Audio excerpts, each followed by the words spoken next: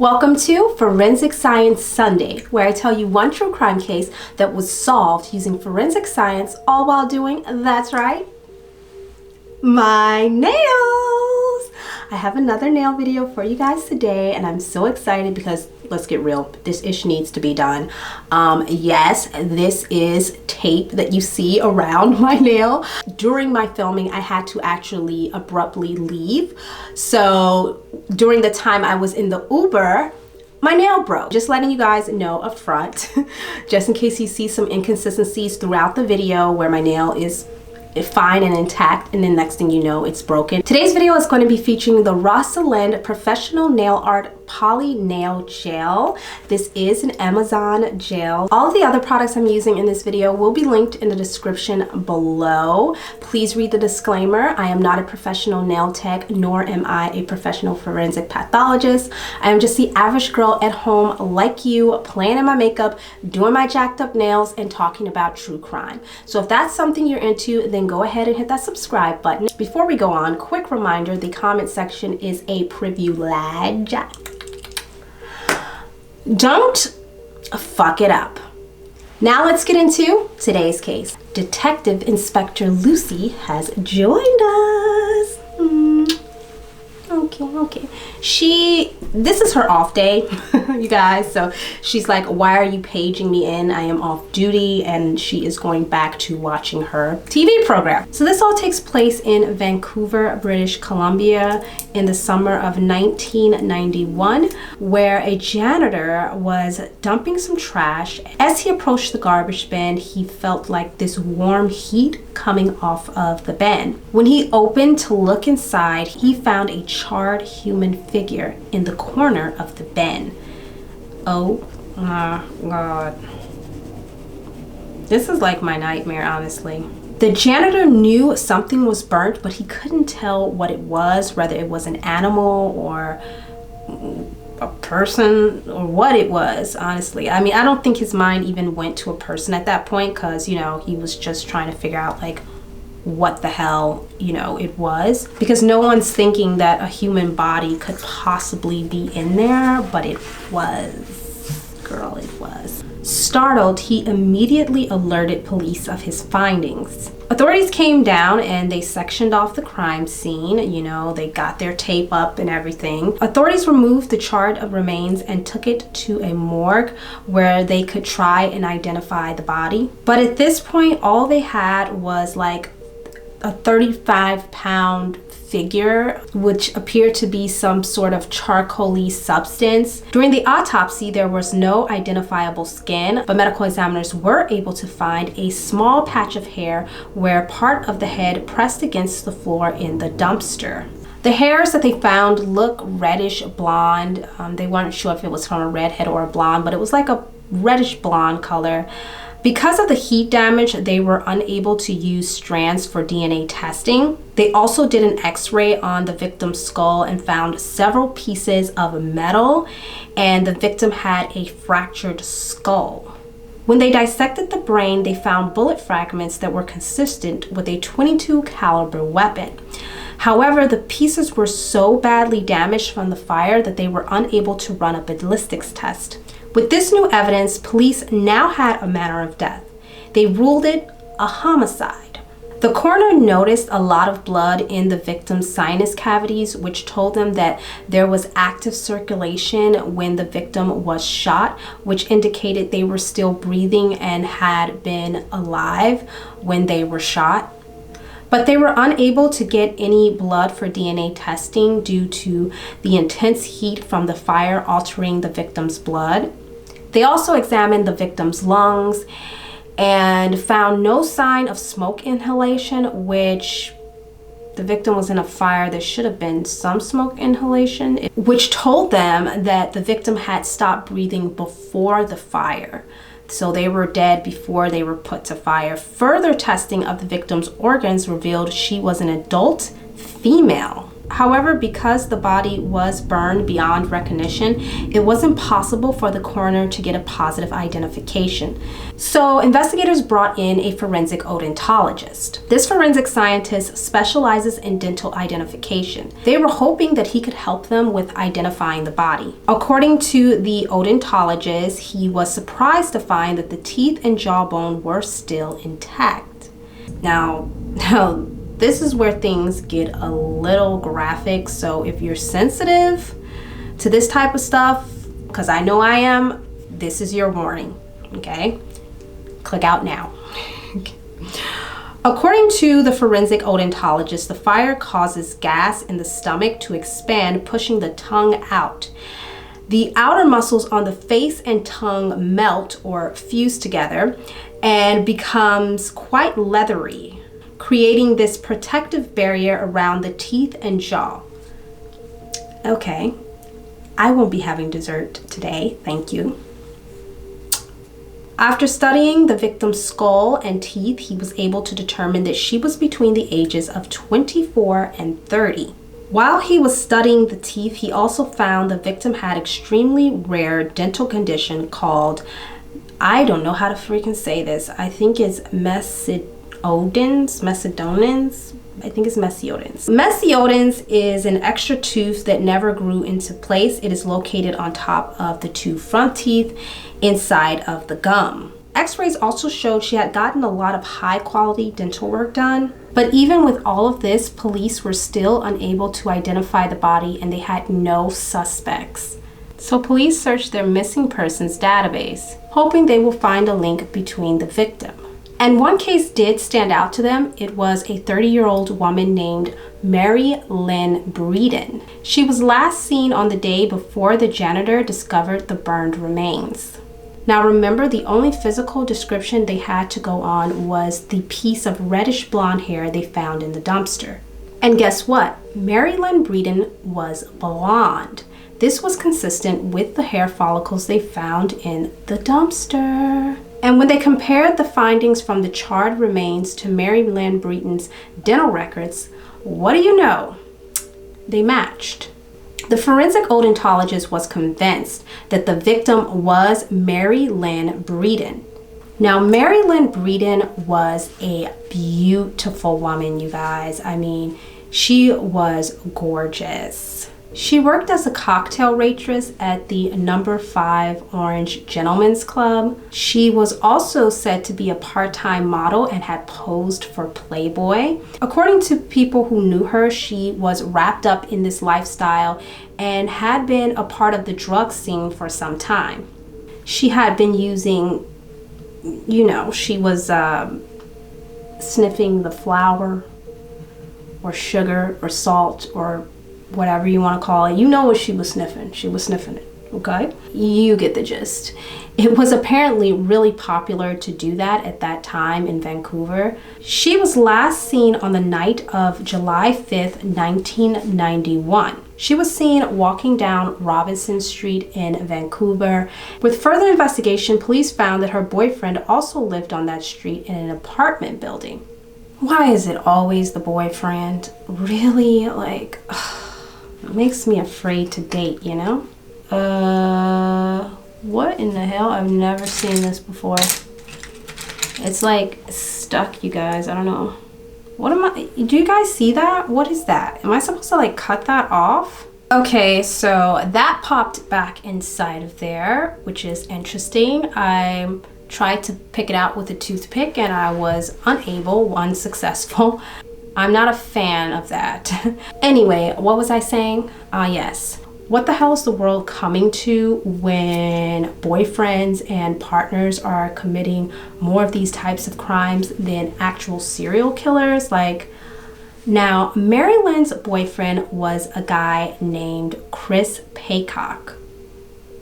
I mean, there's so many jokes I could make to that, but I'm not.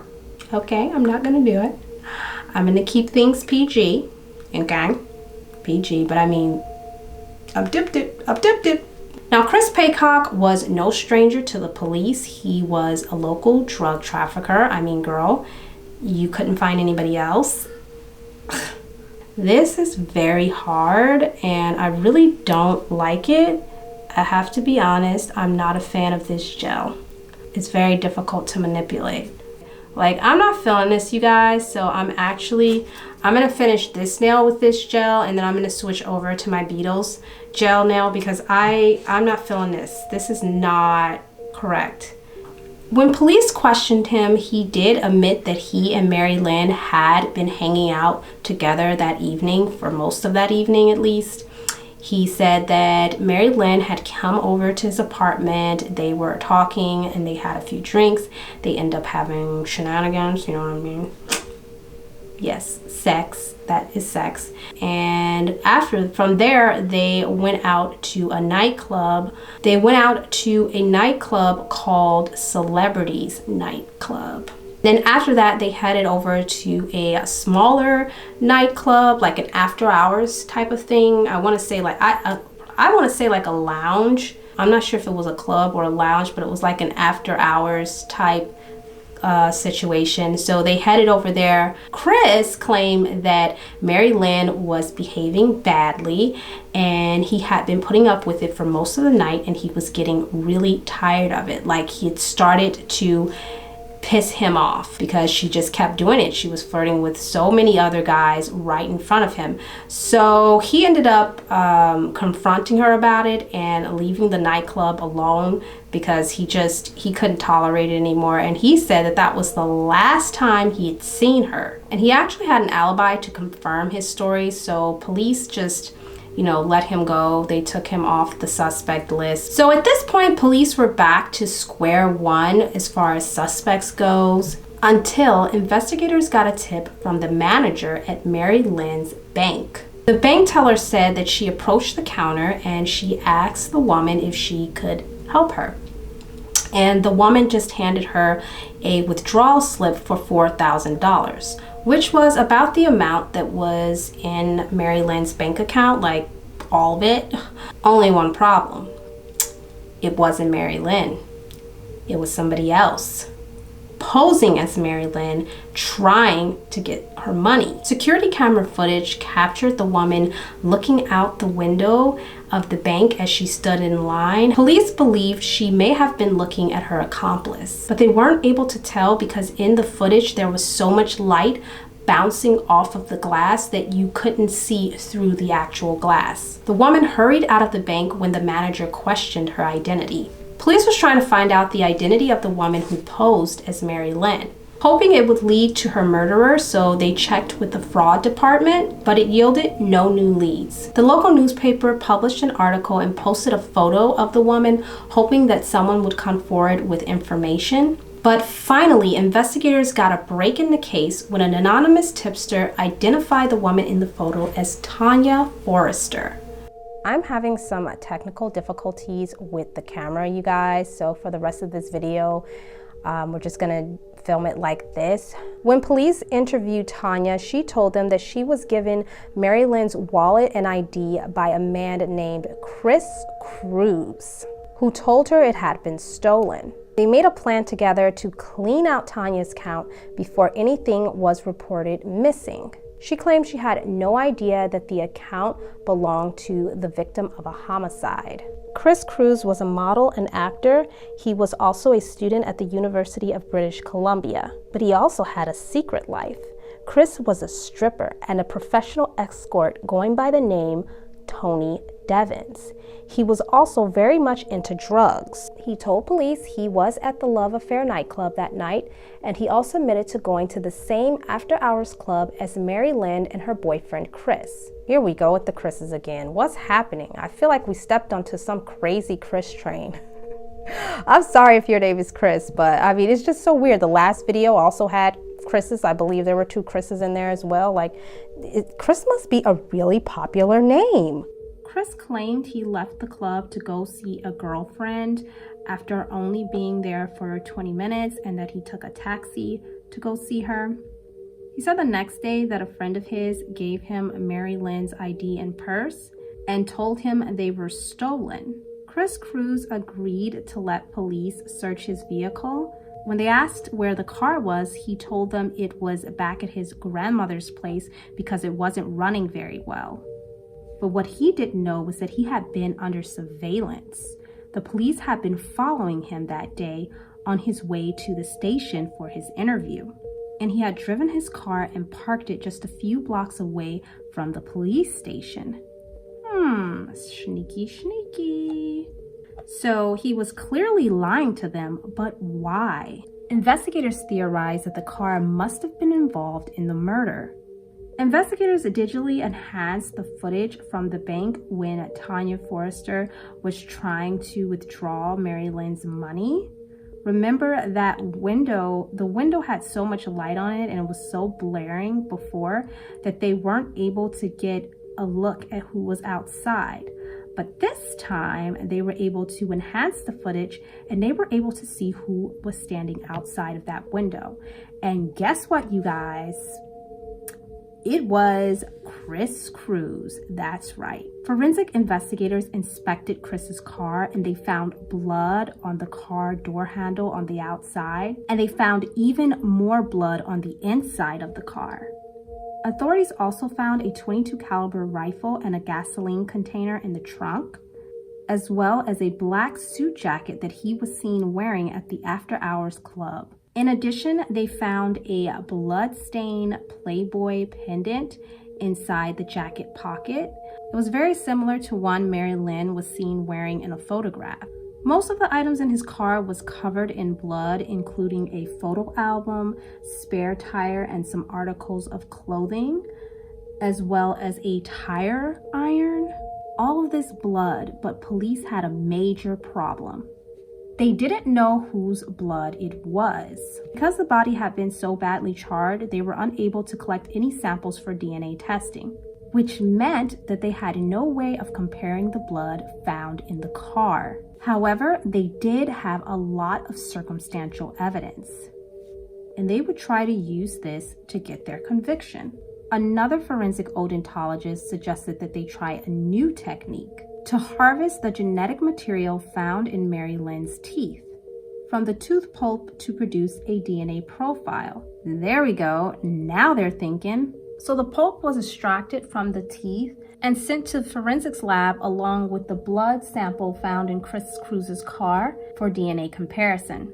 The scientists extracted blood cells from the pulp and treated it with a special chemical mixture. Then they cut the DNA into smaller pieces marked with radioactive dye and placed in separate lanes on electrophoretic gel.